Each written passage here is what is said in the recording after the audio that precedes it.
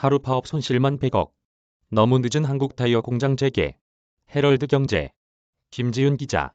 노동조합의 총파업으로 멈춰섰던 한국타이어앤테크놀로지 공장이 노사 간 극적 타결로 이번 주 본격적인 재가동에 돌입한다. 다만 경영 정상화까지는 쉽지 않을 전망이다. 파업 기간 하루 약 100억 원이 손실이 발생한 데다 차량용 반도체 수급난, 코로나19 물류 대란 등 한국타이어를 둘러싼 외부 환경이 좀처럼 나아지지 않고 있어서다.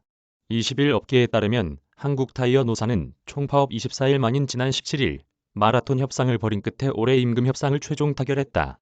사측은 이번 합의안에 따라 올해 임금 6%를 인상하고 성과급 500만 원, 협상 타결금 200만 원 지급하기로 했다. 노조는 최근 5년간 임금 인상률이 2에서 3%대였고 지난해 임금이 동결된 만큼 올해는 임금을 10.6% 인상해달라고 요구해왔다. 반면 사측은 올해 해운운임 상승 등을 이유로 5% 인상과 성과급 500만 원을 제시했다. 입장차가 좁혀지지 않자 대전, 금산 공장은 지난달 26일 총파업에 돌입했다. 두 공장의 하루 생산량은 10만여 개로 글로벌 전체 생산 물량의 30에서 40%를 차지한다.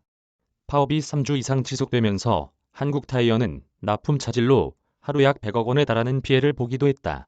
노사는 막대한 생산 차질과 어려운 대내외 환경을 고려해 조정위원회를 열고 가까스로 합의점을 찾은 것으로 알려졌다. 실제 한국타이어는 3중고에 시달리고 있다. 한국타이어의 핵심 시장인 유럽은 반도체 부족에 따른 생산 차질, 코로나19 재확산 여파로 5개월 연속 신차 등록이 감소했다. 특히 지난달에는 1993년 이래 가장 낮은 수요를 기록했다. 유럽은 올해 3분기 말 기준 한국타이어 전체 매출의 약 40%를 차지할 정도로 중요한 시장이다. 이달에도 포드와 폭스바겐 등 유럽 주요 완성차 공장에선 반도체 등 주요 부품 부족에 따른 생산 차질이 발생하고 있다. 물류 대란도 심각한 수준이다.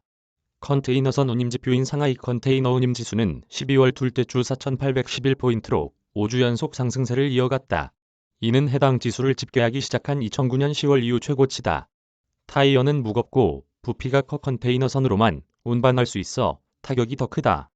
타이어 업계 관계자는 해운운임이 너무 비싸 배를 태울수록 손해인 상황이라고 말했다.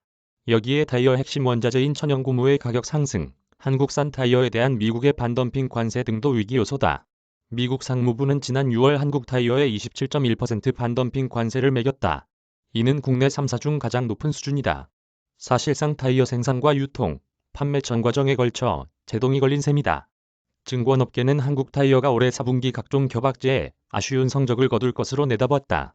금융정보업체 FM가이드가 집계한 실적 컨센서스에 따르면 한국타이어의 4분기 예상 영업이익은 1,900억 원으로 전년 동기 대비 16.44% 감소할 전망이다.